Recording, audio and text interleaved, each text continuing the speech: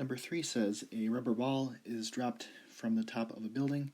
The ball lands on concrete and bounces once before coming to rest on the grass. Measure the location of the ball as its distance up from the ground. Make graphs of the location and the velocity of the ball. So the ball is going to start at the top, and it's going to come down and bounce. So I'm going to mark it like right there. So this would be the top of the building. This is where it's going to bounce. And then it's also going to come back to rest here. So it's going to be looking kind of like this, and then another bounce like this. So you'll notice that I'm making this curved, and this is because it's picking up speed as it falls.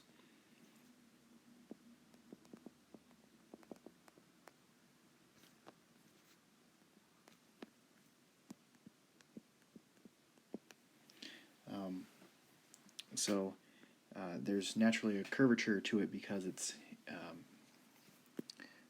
getting faster and faster downward. For the velocity, this is going to be, because it is increasing and increasing, or falling faster and faster, my velocity is actually going to be like this. And then it's actually going to hit,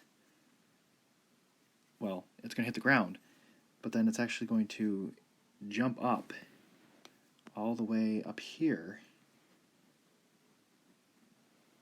So this is where it hits the ground.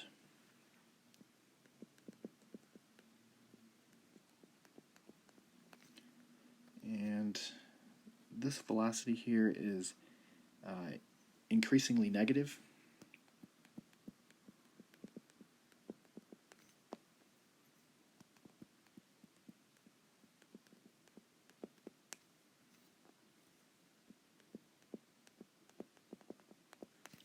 So it's essentially picking up speed as it falls.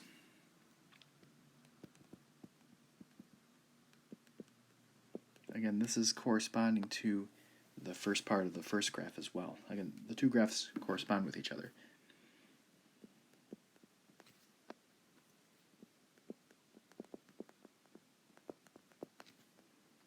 So it's going to hit the ground, and then it's going to spike all the way up here. And the reason why it needs to spike all the way up here is because if you look at this part right here, this is now increasing. So here it's decreasing. My distance is decreasing, so my velocity needs to be negative. But here it's increasing, so my velocity needs to be positive. And it changes in an instant, so it needs to jump all the way up here. So this is where it bounces up. And then it immediately starts slowing down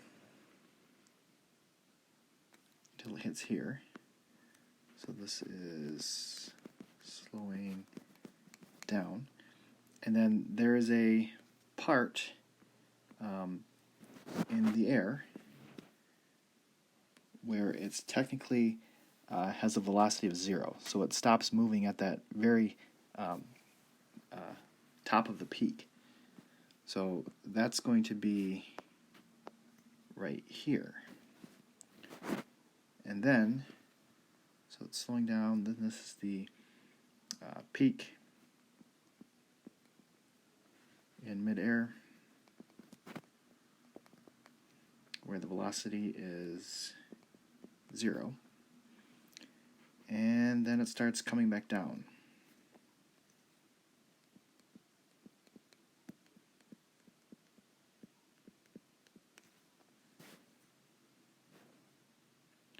And then it actually hits the ground, so the velocity is going to be 0, and then it's no longer moving. So it would be here. So this is where it hits the ground again.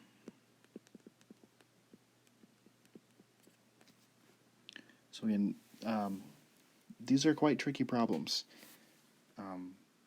but the two graphs really correspond with each other. This bounce is right here. This mid-air is right here. Again, anywhere it's decreasing, like here and here, is where it's negative, like here and here. Anywhere it's increasing, which would be here, is where it's positive. So it's above the axis. So always remember that decreasing on this graph means it has to be negative.